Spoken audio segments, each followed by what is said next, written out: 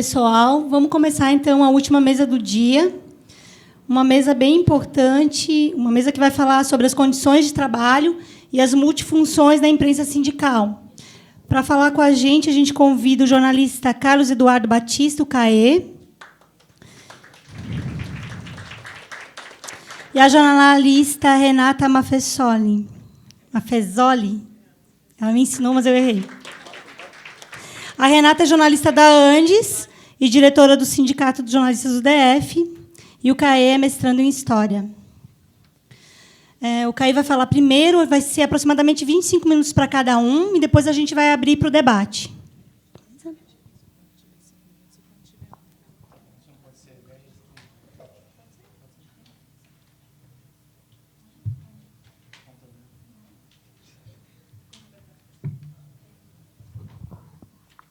Boa tarde. Primeiro, eu gostaria de agradecer o convite para participar dessa mesa, participar desse evento. Eu vim no ano passado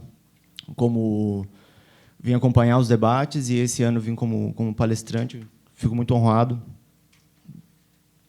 pela possibilidade de compartilhar com vocês um pouco da minha trajetória de vida, da minha trajetória militante e um pouco da minha trajetória profissional. E é um pouco desse ponto de vista que eu venho falar, na verdade, como colega de trabalho, como um companheiro de trabalho. E eu acho que esse evento ele é um evento muito legal, muito importante, assim, porque ele parte de um ponto de vista, um ponto de início, assim, que é considerar a comunicação, o fazer da comunicação como um fazer político. Fazer comunicação é fazer política. E fazer política é fazer comunicação. Qualquer um aqui que queira organizar a sua categoria, organizar o seu bairro, organizar um grêmio, vai fazer isso se comunicando. Ninguém faz comunicação sem se comunicar. E um pouco do que eu vou compartilhar com vocês aqui, da minha experiência como ativista sindical e como jornalista de sindicatos, e um pouco também como estudioso. Eu estou fazendo mestrado, onde estudo relações de trabalho e gestão de trabalho. E eu queria começar essa intervenção localizando que as condições de trabalho que nós enfrentamos hoje dentro dos sindicatos, elas derivam de uma situação que é o processo de burocratização que houve dentro dos sindicatos. Eu acho que, desde os anos 90 para cá, os sindicatos eles passaram por um processo profundo de burocratização. As direções se afastaram gritantemente das suas bases. E isso atingiu a todos. Atingiu a todos, de modo que nós temos ex-presidentes sindicais que viraram ministros de Estado. Nós temos outros dirigentes sindicais que estão há 20 anos afastados do seu local de trabalho, que a fábrica onde ele trabalhava nem existe mais. Isso tem variações para todo gosto. E, combinado a isso, a esse processo de burocratização, ou seja, do afastamento dos dirigentes sindicais dos seus locais de trabalho, você teve um processo de reestruturação produtiva no Brasil, que foi muito forte. Ontem, na mesa de abertura, isso foi abordado, mas foi um processo de reestruturação produtiva que continua, que ele foi muito profundo, em diversas categorias ele foi muito profundo e ele foi muito amplo. A reestruturação produtiva no Brasil reestruturou desde a produção no campo, desde a produção da soja, da cana, ela foi reestruturada, até o surgimento de novas categorias que não existiam nos anos 80, por exemplo, os operadores de telemarketing. Eles se tornaram a categoria, talvez, uma das categorias mais numerosas no país. E a gente viu, no final dos anos 90 e começo dos anos 2000, o surgimento de uma nova categoria, com novas características, novos aspectos que talvez o movimento sindical não tivesse muito próximo. Então, eu acho que esse foi um processo que ele é desigual e se combina de uma alteração no perfil da classe operária do que era nos anos 80, do fazer sindical dos anos 80, e se transforma radicalmente nos anos 90, e dentro de um processo onde os dirigentes sindicais se afastaram das suas bases. E, na medida em que se afastam das suas bases, organizam menos as suas bases, organizam menos os trabalhadores no local de trabalho. E, se organizam menos, se comunicam menos. Aquilo que a gente chama de democracia dos trabalhadores ou democracia operária, ela é extremamente prejudicada na medida em que não há um processo de afastamento mesmo, de desorganização. Mas isso não quer dizer que os sindicatos não tenham feito luta para caramba, não tenham continuado fazendo suas greves e as campanhas salariais, e enfrentando assédio moral, e enfrentando as coisas, continua funcionando, só que de um ponto de vista bastante mais prejudicado. E todo mundo sabe que essas atividades que a gente faz dentro dos sindicatos, elas são bastante intensas. As tarefas dos sindicatos, todo mundo sabe como é que as coisas funcionam dentro dos sindicatos, a quantidade de tarefa que nós temos. Se a gente chegar às 5 da manhã e ficar no sindicato até às 10 da noite, vai ter trampo para nós. Todo mundo sabe disso. E o problema é que não vai resolver, que a gente vai ficar ali trabalhando e não vai ter solução. Por que isso acontece? Porque as necessidades colocadas pelo mundo do trabalho, elas são muito superiores às condições que o sindicato tem para resolver essas demandas. O mundo do trabalho exige um nível de resposta que o movimento sindical, por maior que seja o sindicato, ele, infelizmente, não consegue dar conta. E essa situação de uma quantidade de demandas superior à capacidade do sindicato de responder a elas, ela fica mais intensificada com o grau de precarização das condições de trabalho. Todo mundo sabe, os dados são, acho que, do IBGE, que o Brasil é recordista mundial de acidentes de trabalho. Esse é mais ou menos o campo onde a gente atua. No mundo onde a cada dia existem não sei quantas mortes, mas todo dia tem acidente de trabalho, todo dia tem morte nas categorias, o número de adoecimentos emocionais, de ordem emocional, de adoecimento físico dos trabalhadores é enorme. E tudo isso colocam novas demandas para o movimento sindical. E aí, quer dizer, o mundo do trabalho está mais precário. E não só o mundo do trabalho, mas a vida está mais precária. Para a gente se locomover na cidade é mais difícil. Se amanhã eu estou pensando como é que eu vou para o aeroporto. Me falaram, se você vai para o aeroporto de ônibus, são 3 horas para me locomover numa cidade do tamanho de Florianópolis, usando serviço público. Agora, vocês imaginem que esse mundo precário do trabalho é também o mundo precário do trabalho do jornalista. As redações dos jornais, da grande imprensa, das agências de comunicação, do mundo da publicidade, é o mundo também da precarização. E também, dentro das redações sindicais, isso também acontece, é o mundo da precarização. Agora, tentem observar como isso é angustiante para a gente. Porque enfrentar esse estado de precarização do mundo do trabalho faz parte do fazer do jornalista sindical. É a nossa atividade, primeira e última, desde o momento que a gente entra até a hora que a gente sai no sindicato, é a nossa vida, praticamente, enfrentar esse mundo do trabalho, tentar melhorar esse mundo do trabalho, dentro de condições precárias. É nesse mundo que estamos vendendo a nossa força de trabalho. E isso incorre em 2 coisas. Um é o peso da responsabilidade, porque a situação é bastante adversa, e pesa sobre nós, recai sobre os nossos ombros essa responsabilidade. O segundo é que a gente também está num meio que está extremamente precarizado. Quando a gente olha as redações de todo o país demitindo jornalistas, quando a gente olha que a oferta de empregos e o que se exige para você receber R$ 1.500, cara, é um negócio absurdo. É uma situação bastante pesada. E dentro das redações sindicais, dentro das seções de comunicação dos sindicatos, por mais que a gente se dedique, faça o nosso trabalho com afinco e tente dar conta daquilo que as diretorias demandam para a gente tem uma certeza que o nosso trabalho está sempre incompleto. O nosso trabalho é sempre um porvir, é sempre um que vai vir a ser, porque a gente termina uma nota para o site, a gente já sabe que tem milhares de outras coisas acontecendo e que a gente tem que dar conta daquilo. Isso é bastante angustiante do ponto de vista pessoal, porque dá uma sensação de impotência muito grande. E, diante disso, assim, a gente vive numa situação onde as demandas são maiores do que as nossas capacidades. O que nos resta, qual é a nossa... como alternativa, ou como possibilidade de superação disso, é preciso definir para onde vamos direcionar os recursos do sindicato. E esse direcionamento e a definição de para onde é que vamos girar os recursos do sindicato, seja os recursos humanos, os recursos financeiros, o aparato do sindicato, enfim, é, em excelência, uma definição política. Ou seja, definir o quanto de receita que o sindicato tem para determinada campanha é uma decisão política. A quem cabe essa decisão é a decisão da diretoria. E a comunicação ganha, nesse sentido, uma relevância enorme, porque é o espaço privilegiado da manifestação política. O sindicato, quando define que vai fazer uma campanha contra o assédio moral, por exemplo, só consegue fazer a campanha contra o assédio moral publicizando. Esse é o espaço da comunicação.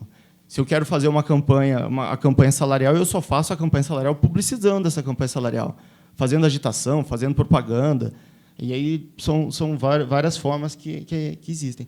Ocorre que esses espaços da comunicação, os jornais físicos, os boletins, mesmo os espaços virtuais, eles são limitados. E por que é preciso falar que esses espaços são limitados? Por que é preciso falar que o jornal ele tem um limite físico? Porque, em geral, os nossos chefes, os sindicalistas, não têm a mínima noção de que é um limite físico. Eles não conseguem compreender que o jornal é um espaço limitado.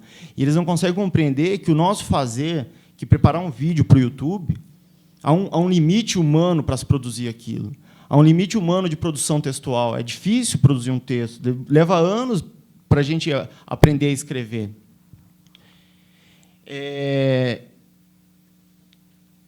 E eles não têm essa noção de quais são essas dificuldades. E a situação fica mais difícil ainda quando há posições divergentes dentro de uma diretoria.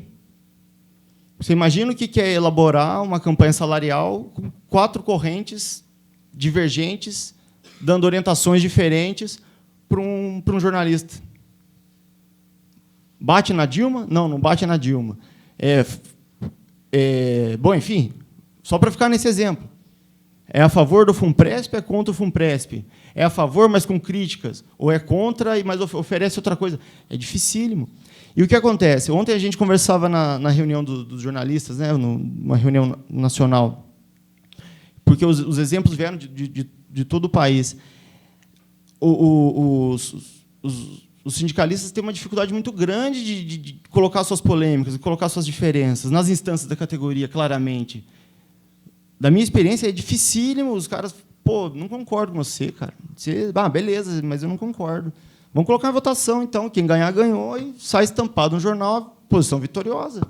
E a posição que for derrotada ganha uma nota no canto, sei lá, a posição da diretoria é essa, mas há um outro setor que pensa diferente. Isso não haveria problema nenhum. Só que, infelizmente, esse distanciamento da base, eu acho que afetou o processo democrático dentro dos sindicatos de tal forma que as polêmicas não são colocadas, os grandes debates não são colocados, sobretudo quando são diretorias colegiadas ou quando funciona com diretorias colegiadas. E a quem cabe a responsabilidade, a quem se transfere essa responsabilidade, recai no ombro dos jornalistas, dos profissionais de comunicação. E não só dos profissionais de comunicação, do pessoal da secretaria, dentro dos sindicatos, do pessoal dentro dos outros departamentos, do jurídico, enfim. Essa responsabilidade de definir para onde é que vão os recursos do sindicato acaba recaindo sobre os funcionários do sindicato. Os funcionários do sindicato passam a funcionar como um instrumento político. E se isso, no dia a dia, já é uma coisa horrorosa, quando entra numa dinâmica de greve, por exemplo, onde eu trabalhei em São Paulo, a gente elaborava um boletim por dia. Quando entra uma dinâmica de greve, o negócio fica muito piorado, mas muito piorado mesmo, porque era um boletim por dia, acabavam as atividades da greve às 5 horas, 6 horas, os dirigentes vinham para o sindicato, e, em vez de chegar no sindicato, a primeira coisa que deveriam fazer era sentar com a gente, definir o que vai ser publicado e como vai ser publicado, não. Eles iam fazer uma série de outras tarefas, que não estou nem julgando se é importante ou se não é importante. Para mim, a imprensa é o mais importante, porque é o que vai sair no dia seguinte. Mas, além disso, era um desrespeito com a gente, porque eles só desciam na imprensa às 9 da noite. O nosso jornal de trabalho acabava às 7. Quer dizer, todo dia a gente ficava lá até meia-noite, 1 hora da manhã. E as greves na categoria duravam 3 meses.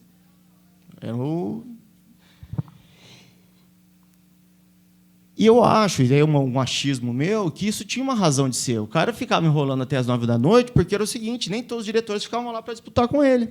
Bem, ele ficava por último, e quem ficava por último dava a linha do jornal, ponto.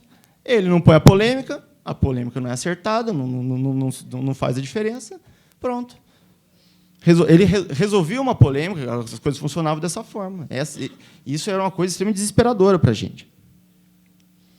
Isso quando não existia posições divergentes, que seriam resolvidas por e-mail, e a gente ficava esperando o e-mail chegar, o e-mail não chegava. Quando a gente mandava o e-mail com um texto para o diretor responsável, o cara não respondia. E isso aí ia chegar no outro dia com a crítica, não era para ter saído isso, da maneira como saiu. E as situações elas iam piorando, porque havia também o dirigente que pegava o nosso texto e começava a reescrever o nosso texto.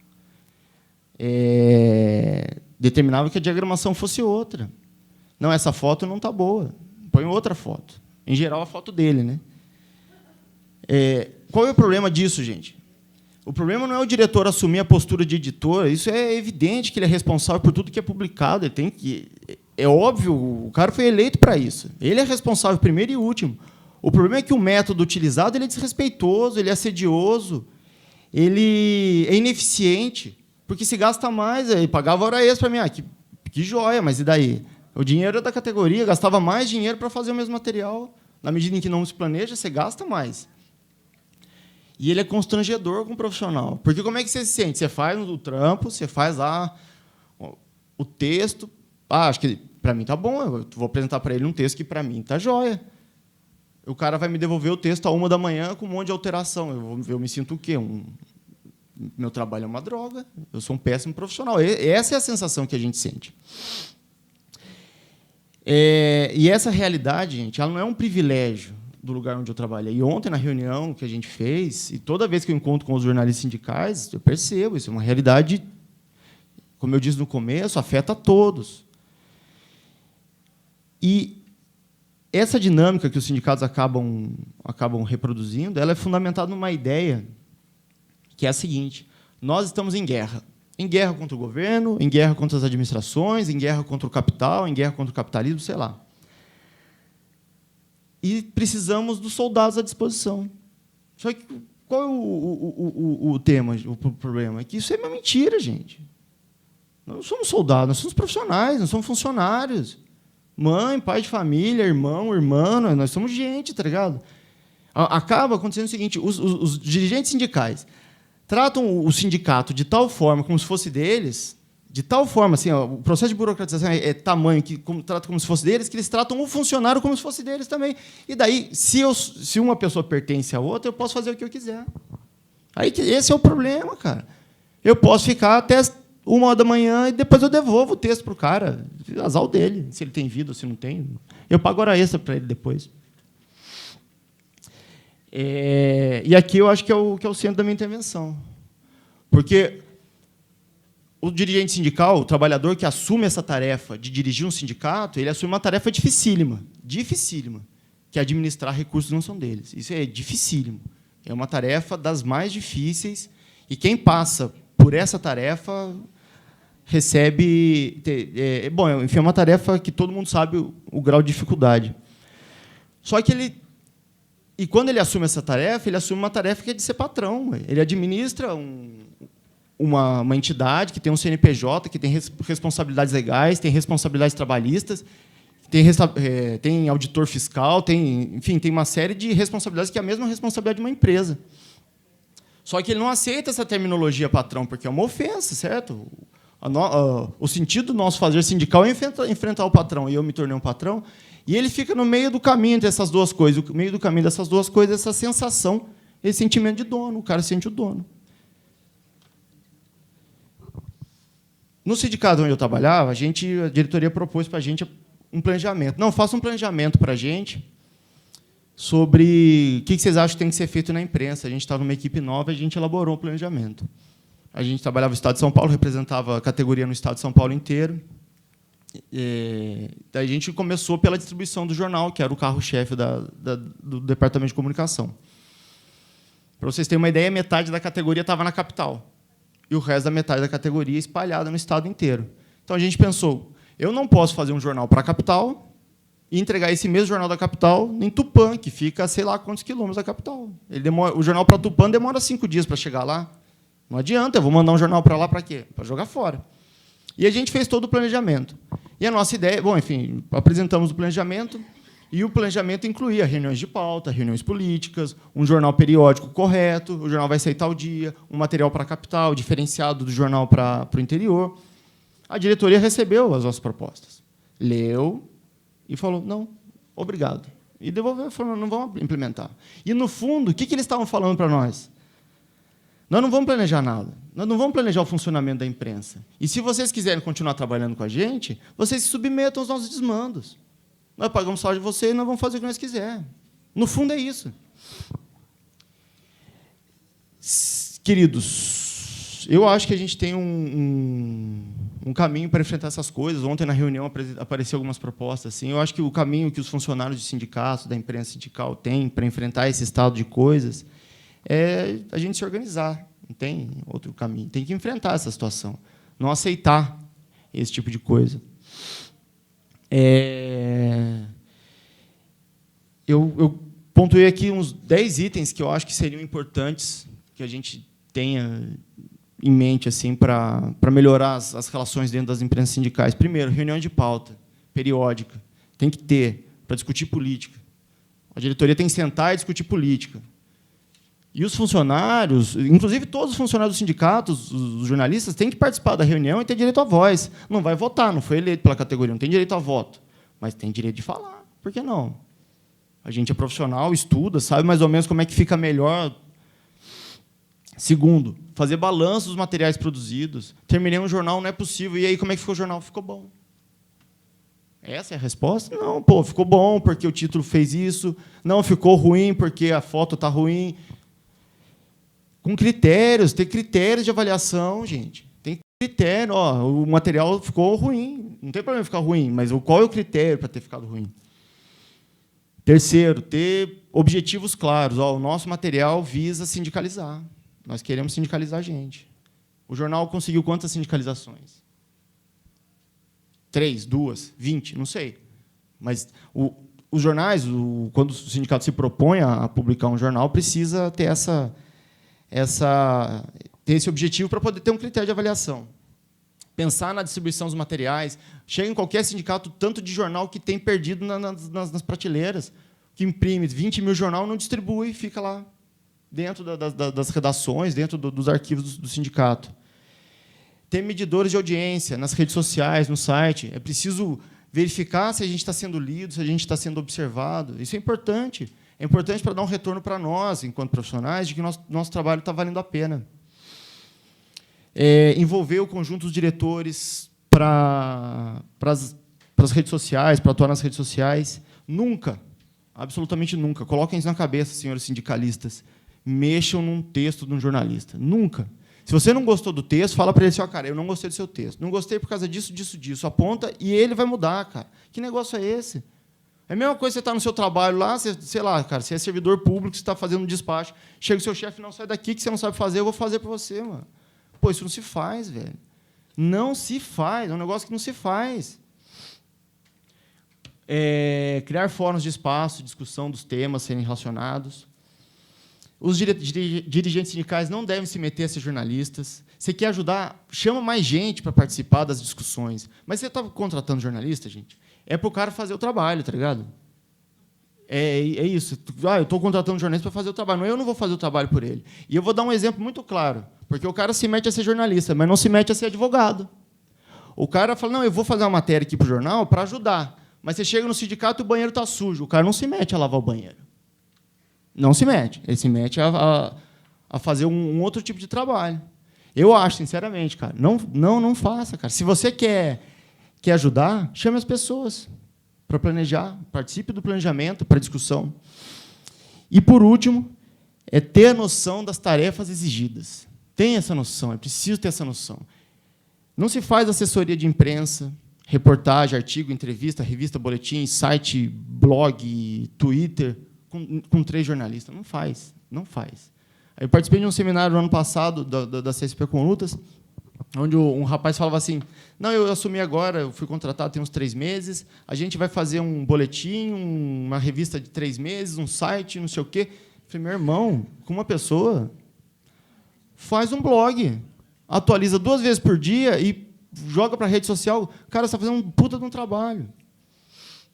Sem falar da multifunção. Eu não queria terminar aqui falar dos fotógrafos. A situação dos fotógrafos é terrível dentro das redações sindicais, é uma precarização bastante grande com os fotógrafos. Ocorre o seguinte, gente, essa noção da dimensão das tarefas ela só vem com planejamento. E ela vem com planejamento e com balanço das atividades. Eu faço um jornal, faço um balanço, avalio, vejo o quanto de trabalho eu demandei para fazer aquilo. E é uma noção que a gente tem que introjetar. Gente, eu fico por aqui. Eu agradeço a oportunidade de compartilhar um pouco com vocês das angústias que eu senti, ou que eu sinto em relação ao fazer sindical. Eu acho que os sindicatos podem muito, mas não podem tudo. E eu acho que a gente, para fazer tudo que a gente pode, é preciso planejar. Essa tem que ser a palavra de ordem das redações sindicais, planejamento. Só planejando a gente vai poder ter a noção do tamanho do desafio e quais são as armas que nós dispomos para poder tentar enfrentá-los. E eu acho que a atuação dos funcionários dos sindicatos, ao enfrentar essa situação, elas podem contribuir para que os dirigentes se tornem militantes melhores. Eu acho que tem essa mais honestos, mais coerentes com aquilo que defendem. E eu queria terminar com uma frase que é a seguinte: quem quiser remar contra a maré vai ter que remar muito mais forte. Não vá à guerra de pés descalços, mas não pise no tapete com as botas imundas. É isso.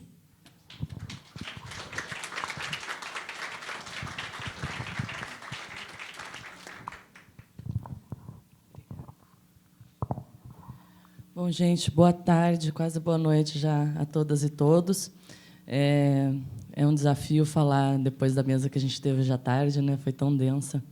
Mas eu ouvindo a mesa da tarde e já refletindo um pouco sobre o que eu ia trazer aqui para o debate, sobre o que a gente vem vivenciando, eu acho que, não sei se todos aqui sabem, eu trabalho num sindicato nacional e também estou dirigente de um sindicato de jornalistas, então me vejo, às vezes, na fala do Caê, no sentido do ser patrão ou não ser patrão. É muito complicado, é uma tarefa, acho que das mais complicadas para mim, trabalhando para uma categoria também bem difícil.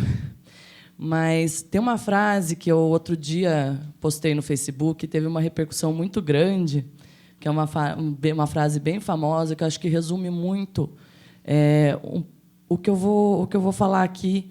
E já vou propor a frase agora para a gente refletir enquanto eu vou colocando outras questões aqui. Minha fala vai no sentido de pontuar algumas questões, eu acho, da realidade que eu vivencio, que eu experiencio no meu ambiente de trabalho e no meu espaço de militância, na conversa com os outros colegas de sindicato, tanto em Brasília, mas também o pessoal que está em outros estados, que tempos são esses em que temos que defender o óbvio do Brecht. E aí eu falo, em relação à mesa passada, que tempos são esses que a gente tem que falar para pessoas que trabalham com jornalismo sindical e popular e para militantes que defendem a classe trabalhadora e lutam pela emancipação da classe, que a gente tem que pautar a luta contra o extermínio da população preta e pobre. Que tempos são esses que a gente tem que pautar o extermínio indígena e disputar isso à unha com os nossos dirigentes e pensar o quanto é importante para a base dos sindicatos para os quais a gente trabalha ter essa discussão pautada nos veículos que a gente produz. E aí também, que tempos são esses que a gente está aqui discutindo precarização de condições de trabalho de trabalhadores em sindicatos que lutam contra a precarização das condições de trabalho. Eu acho, assim, eu trabalho num sindicato há mais de 4 anos, já trabalhei em outra entidade sindical antes de ir para o Andes, e é uma coisa que eu sempre me pergunto e me pega muito quando eu dialogo com os outros colegas também, que, para mim, é uma das contradições mais perversas dos movimentos de esquerda. É a precarização e a exploração da força-trabalho dos trabalhadores que estão ali contribuindo para a luta desses sindicatos, para fazer com que esses sindicatos possam construir sua luta. Porque os dirigentes estão ali para fazer política, foram eleitos para fazer política, mas essa política não ganha voz, não ganha visibilidade, não ganha operacionalidade sem as pessoas que estão dentro dos sindicatos. E aí, tanto na questão da comunicação quanto nos outros espaços. E a gente vê muito, infelizmente, que o Caê já abordou aqui, que em muitos espaços essa consciência não existe. Eu acho que não existe, por exemplo, a consciência do que é um profissional de jornalismo, o que é ser jornalista. É isso, qualquer um pode escrever um texto. Tem a consciência do que é um advogado, mas talvez por ser um saber que seja mais apropriado, né? A gente nem todo mundo domina a legislação, e aí não se aventura naquele espaço. Mas bom, enfim, a gente já parte do princípio, pensando um pouco também na questão da multifunção e da necessidade de fazer uma comunicação de qualidade, da necessidade da profissionalização do jornalismo, dos departamentos de imprensa sindical, mas também com muito cuidado, porque o que eu vejo em alguns lugares, por exemplo, é uma profissionalização ao extremo. A gente tem algumas entidades sindicais que terceirizam o trabalho da comunicação a um certo ponto de contratar empresas que, às vezes, nem sabem da pauta que aquele sindicato trabalha. Né? E aí, assim, entidades que lutam contra a terceirização do trabalho, terceirizando o trabalho. Né? Entidades que lutam pela redução da jornada de trabalho, estendendo a jornada dos seus trabalhadores. Né? Entidades que lutam pela melhoria na qualidade dos salários e que não cumprem piso salarial. Sabe? Piso de jornalista, muitas vezes... a gente, por exemplo, lá no DF, tem uma convenção coletiva que ela é aplicada para as empresas de radiodifusão e impresso, mas que serve como referência para o restante da categoria. E muitos lugares não aplicam esse piso, e muitas entidades sindicais não aplicam esse piso. Então, assim, como é que a gente quer lutar pela valorização do nosso salário se a gente não valoriza o salário das pessoas que trabalham para a gente? É uma contradição muito complicada. E aí, para o trabalhador que está ali, ele vê essa contradição. Ele vai para a rua fazer uma pauta sobre condições de trabalho, mas ele volta e vê a situação que o Caê relatou, que é ter que ficar até 1, 2 da manhã, às vezes, trabalhando, porque o diretor acha que tem alguma coisa mais importante para fazer e pode prender aquela pessoa ali, porque ele está pagando. Então, eu estou pagando, eu posso. E não é assim, né? A gente também, jornalista também, eu brinco muito isso. Uma vez eu fui cobrir uma reunião no Ministério da Educação, e aí o pessoal que estava comigo falou assim: são 6 pessoas e a jornalista. Aí eu fiquei olhando, porra, eu não sou pessoa mais. Mas eu sei que não falou por mal, mas tem uma questão aí por trás dessa fala. Tem um problema sério. E aí, dos problemas que eu vou pontuar alguns aqui que eu vejo, que a gente enfrenta, que eu, enfim, já enfrentei também, a gente tem a dificuldade dos dirigentes sindicais de entenderem o que é o papel do jornalista. O papel do jornalista não é fazer política pelo sindicato. O papel do jornalista é transpor essa política para a base, aplicar essa política à comunicação. Quem define a política não é o jornalista. E, em muitas entidades, a gente vê jornalista escrevendo editorial político, definindo linha, escrevendo, às vezes, até ata de reunião. Aí, já é fazendo coisa para além da função. Numa multifunção que vai para além da função jornalística, né, da exploração do trabalho, não só na nossa área, mas também virou secretária, daqui a pouco está limpando o banheiro, porque, às vezes, acontece. Nada contra, eu acho que não tem problema nenhum, e, às vezes, a gente fazer, mas... não dá para ser naturalizado que o jornalista também está ali para fazer tudo. E acho que aí a gente tem uma dificuldade, eu imagino que alguns colegas aqui podem se identificar com essa fala, na relação até com os demais trabalhadores dos sindicatos. Porque muitos trabalhadores dos sindicatos não entendem, por exemplo, por que o jornalista trabalha 5 horas e eu trabalho 8. Por que a jornada dele é diferente da minha? E isso é uma coisa que... E aí vai direto para o diretor também não sabe explicar, porque ele também não entende, e aí ele começa a assediar o jornalista. Porque você trabalha muito pouco. Por que você faz em 5 horas? Por que você está lendo jornal? Eu tive um diretor do meu sindicato que veio me contar que, na base dele, na seção sindical dele, ele foi questionado por uma pessoa da base. Eu trabalho para uma categoria docente, então você imagina que, enfim, que por que o jornalista estava lendo jornal na hora de trabalho? Como se ler jornal não fosse trabalho de jornalista. Como é que a gente vai escrever sobre a realidade se a gente não sabe o que está acontecendo no mundo, né? E aí ele falou para mim, Renata, eu não acredito que eu tive que explicar isso para ela. E tipo assim, eu não acreditei que eu estava ouvindo isso. Eu falei assim, bom, isso é o menor que a gente ouve, mas a gente também ouve isso. E a gente tem um desafio grande, e aí na questão da reestruturação do texto, que é transcrever isso. O Vito falava muito, né? Acho um grande mestre para todos nós, que é traduzir o sindicalês para o português, né? E aí a gente escreve um texto, a gente tira todo o sindicalês do texto, aí volta o texto com todo o sindicalês. E a gente fica disputando a tapa com o diretor responsável pela imprensa, às vezes, que aquela palavra não dá para entrar ali porque as pessoas não vão ler. E acho que, para além também, tentar ter a consciência de que, para além da base, muitas vezes os nossos veículos são lidos por outras pessoas, né? Eu acho que, assim, se a gente quer pensar no comunicar a nossa pauta também, falando um pouco da comunicação um pouco umbilical, se a gente quer comunicar por que a gente está em greve, o nosso material tem que ser compreensível não só pela categoria, mas pelo vizinho daquele cara, pela mulher daquele cara, pelo filho daquele cara ou daquela companheira que está em greve. Então, assim, para ela poder chegar em casa e mostrar o jornal, ler o jornal com a família dela entender por que ela está lutando. Então, assim, e é isso que a gente precisa enfrentar no dia a dia. Para além disso, tem uma coisa que aí as novas plataformas digitais trazem um desafio grande para a gente. Eu vejo, às vezes, como um problema. Para além de todo mundo agora ser fotógrafo, isso é um problema, às vezes, muito sério, a gente compete, às vezes, aí eu ponho entre aspas, na disseminação da informação. Eu não sei até que ponto isso é bom ou isso é ruim, mas aí vem uma cobrança em cima do jornalista, por que o professor, ou por que o metalúrgico, por que a servidora compartilhou a informação de que a gente está na reunião antes de você? Falei, bom, porque enquanto ela estava lá no celular escrevendo no Facebook, eu estava fazendo foto, gravando a reunião, anotando o negócio.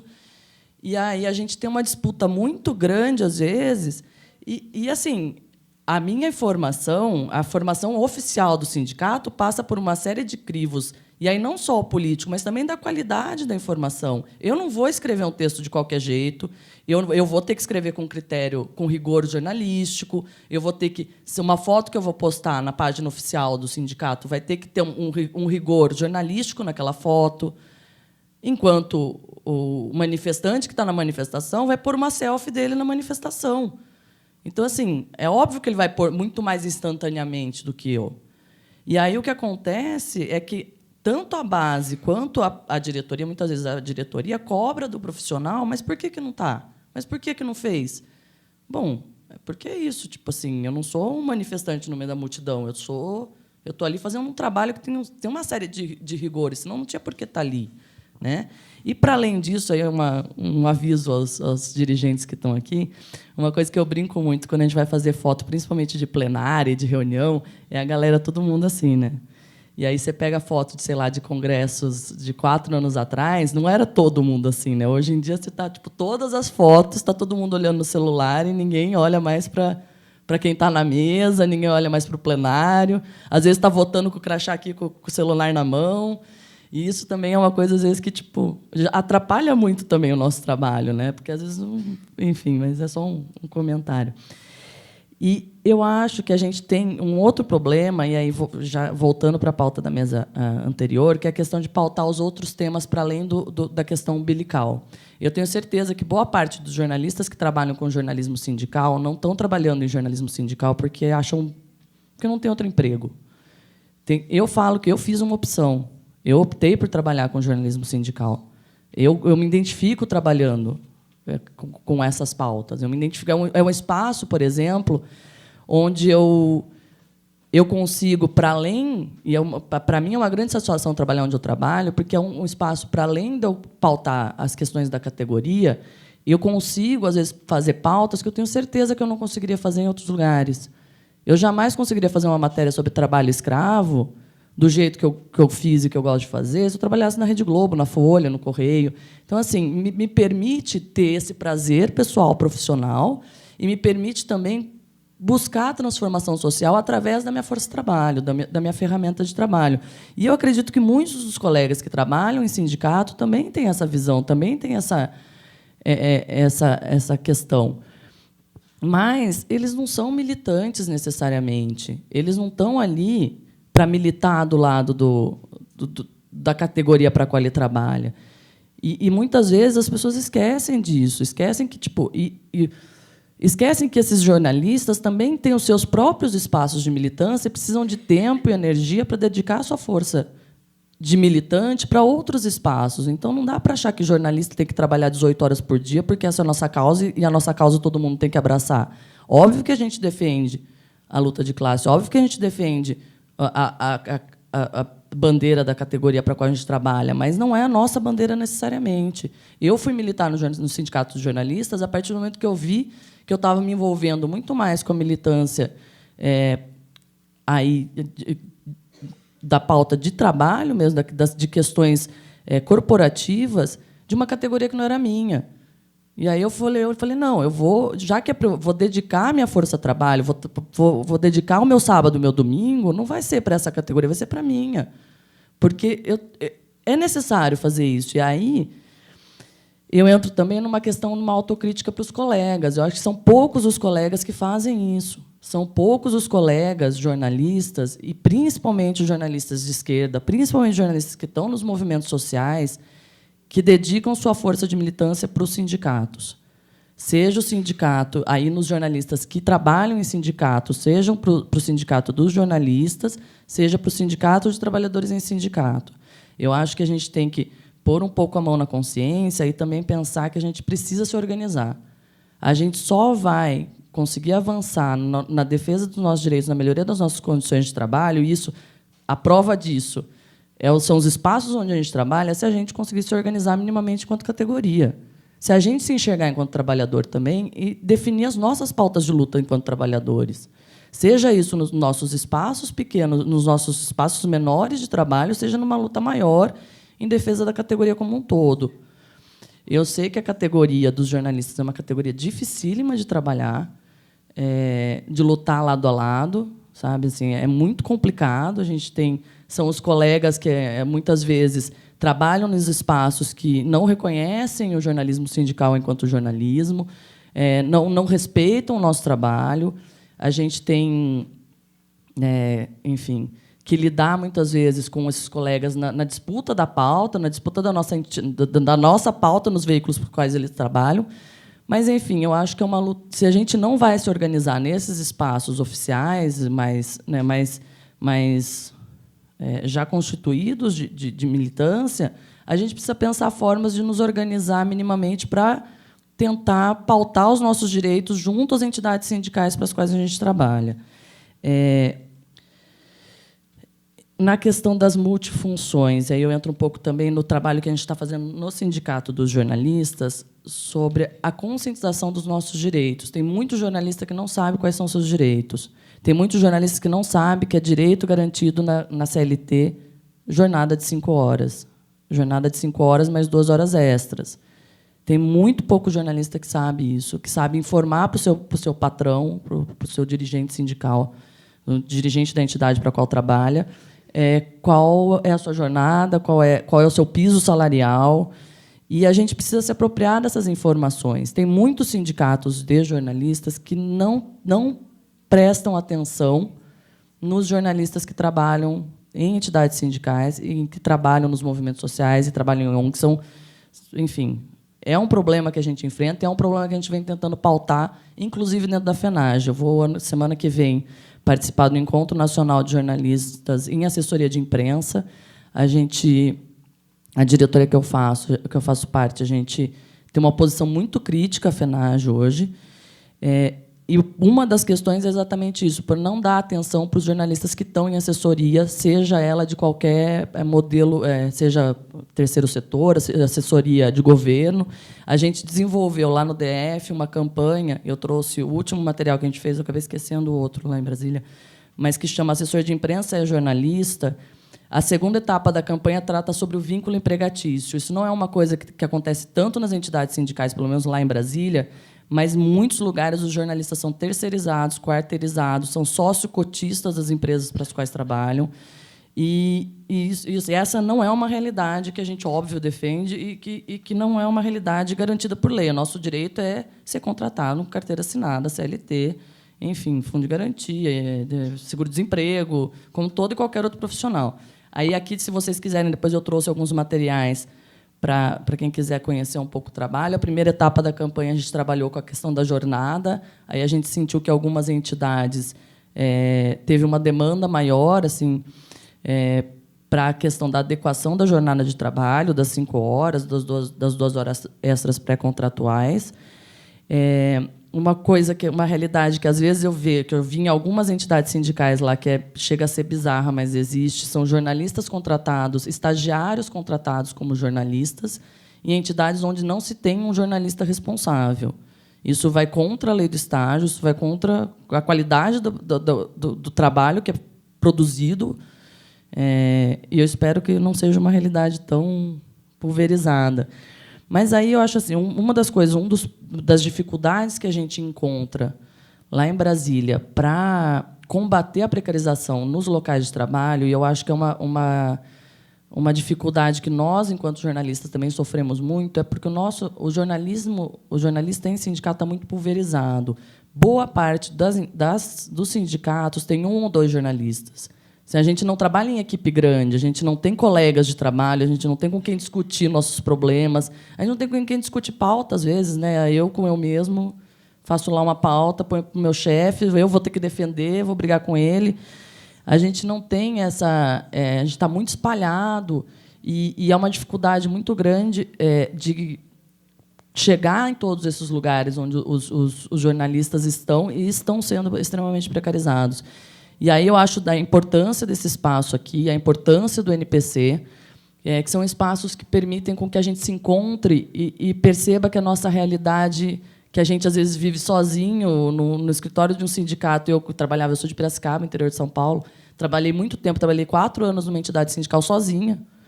E aí, foi a primeira vez para um curso do NPC, eu fiquei maravilhada, porque assim, eu não era a única pessoa que sofria no mundo. Infelizmente, né? Mas a gente não é que a gente se identifica com a precarização do outro. É triste, mas é fato. E aí eu acho que a gente precisa fortalecer esses espaços e fortalecer a participação dos dirigentes sindicais nesses espaços, para que eles tenham, e aí dirigentes sindicais, pessoas da base, para que tenham consciência do que da importância do jornalismo sindical para além da pauta umbilical, para além do postar a decisão da reunião de diretoria. Eu proponho aqui algumas reflexões para a gente tratar no debate, que para os colegas mesmo, assim, qual a nossa capacidade de organização enquanto trabalhador, para os dirigentes que estão aqui, qual o incentivo desses dirigentes sindicais para que os seus profissionais se organizem enquanto trabalhadores, porque são pouquíssimas as entidades que incentivam, por exemplo, que os seus trabalhadores participem de sindicatos das suas categorias, que estejam em direções, que liberem seus funcionários, seus jornalistas, para participarem de espaços como esse. Né? Não, tem muitos colegas que não estão aqui porque não foram liberados, não foram incentivados a estar nesses espaços. Então, assim, qual é a nossa capacidade de organização, qual é a nossa capacidade de luta dentro desses espaços para a valorização do jornalismo sindical, para a valorização dos nossos trabalhos, e aí também é uma questão para os colegas também. Assim, eu acho que é muito importante a gente ter muita clareza dos nossos direitos enquanto trabalhadores. Porque, eu repito, a gente só vai conseguir mudar essa realidade quando a gente também tiver consciência de que somos trabalhadores e somos precarizados e que vivemos essa contradição nos espaços onde a gente trabalha. É isso.